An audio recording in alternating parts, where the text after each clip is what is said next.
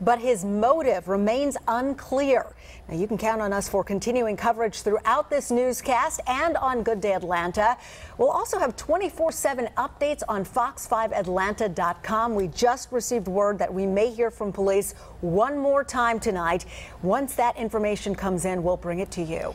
Also in the news at 10 o'clock tonight, a car riddled with bullet holes gives just a glimpse of the life or death ambush. A LaGrange gas station owner narrowly escaped.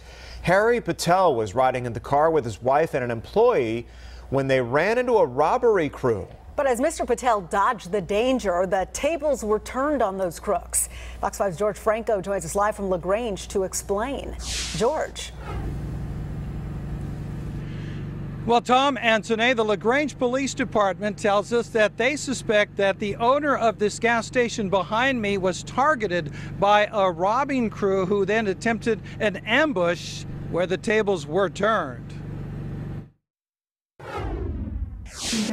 For Harry Patel, it is not business as usual after an ambush around midnight last night on this road when he was on his way home in this LaGrange neighborhood after closing his business. He, his wife, and an employee were in the employee's SUV when they spotted two men seemingly broken down in a car on the side of the road. Then Mr. Patel saw something else. I saw he got a gun and he pulled the gun.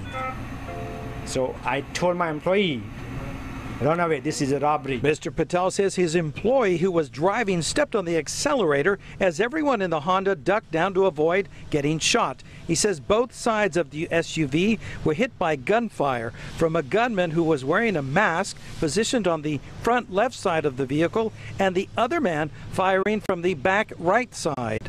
The moment my car left, the backside guy, they shoot the front side guy.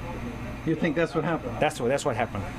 And the front side guy, he was killed. So he was there to ambush? We believe that he may have been a part of that. LaGrange police say when officers responded to the scene after a 911 call from Mr. Patel, they found the body of a black man in his 20s, about 6 feet tall, 350 pounds or so, in the street. But he had no ID and his fingerprints haven't turned up anything. You're not anticipating somebody from a robbing crew to say, that was my guy? No, sir, I'm not. Mr. Patel now believes a higher power intervened in keeping he and the others alive. That's a blessing, you know. What do you mean? God bless him. Because you weren't hurt. Yeah.